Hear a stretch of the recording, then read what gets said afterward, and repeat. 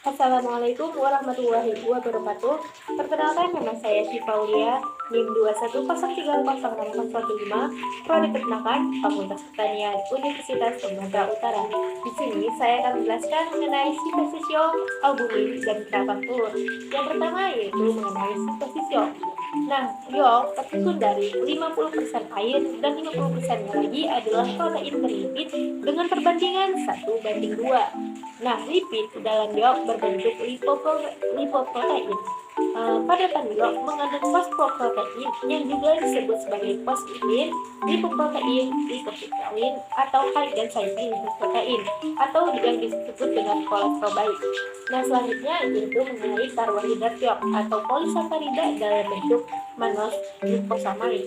Nah, selanjutnya yaitu mengenai pembentukan atau sintesis komponen-komponen yolk yang berlangsung di dalam hati di bawah koordinasi hormon-hormon gonadotropin dan steroid. Nah, pembentukan sel telur atau ovum pada ovarium yang tetap berlangsung selama 1 periode bertelur. Nah, proses pembentukan ovum dipengaruhi oleh kerja hormon gonadotropin yang diproduksi oleh kelenjar hipofisa anterior yang berpusat di hipotalamus. Nah, hormon FSH yang diproduksi oleh kelenjar adenopofisa ini berperan dalam merangsang pembentukan ovum-ovum yang masak. Kemudian, folikel yang sedang dalam perkembangan ini akan mengeluarkan estrogen. Nah, estrogen merupakan senyawa steroid yang dihasilkan oleh sel T interna dan granulosa yang berfungsi untuk pembentukan yolk, albumin, dan cangkang telur. Nah, selanjutnya mengenai sintesa hormon steroid yang terjadi di dalam sel T dan granulosa. Yang pertama yaitu sel granulosa. Nah, untuk kolesterol sangat berperan penting dalam pembentukan hormon steroid atau hormon reproduksi. Nah, kolesterol diubah menjadi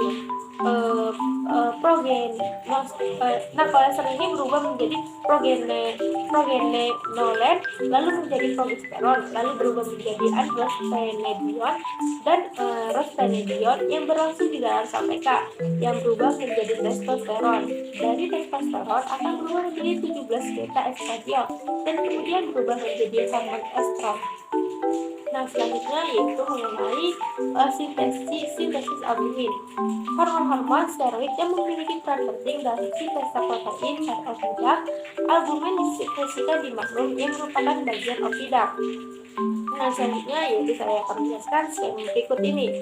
Nah, estrogen larut di dalam epidermis melewati membran sel, kemudian diikat oleh reseptor estrogen. Kemudian kompleks reseptor estrogen ini membentuk menjadi 5S yang merupakan bentuk ini adalah pembawa pesan kedua untuk memasuki nukleus.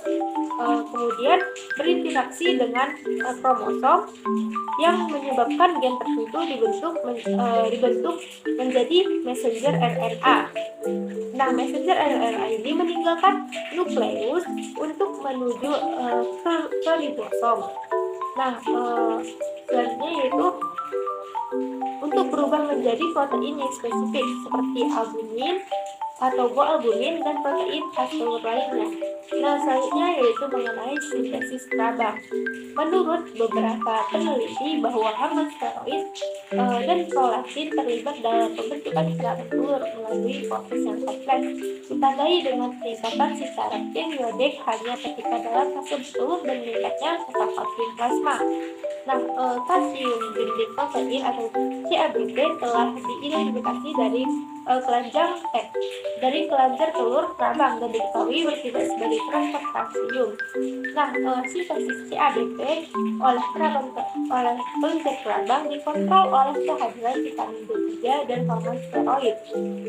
Nah, pada plasma darah ini terdapat CAP+ yang akan ditransfer ke metase sel dan kelenjar kerabang melalui CABP.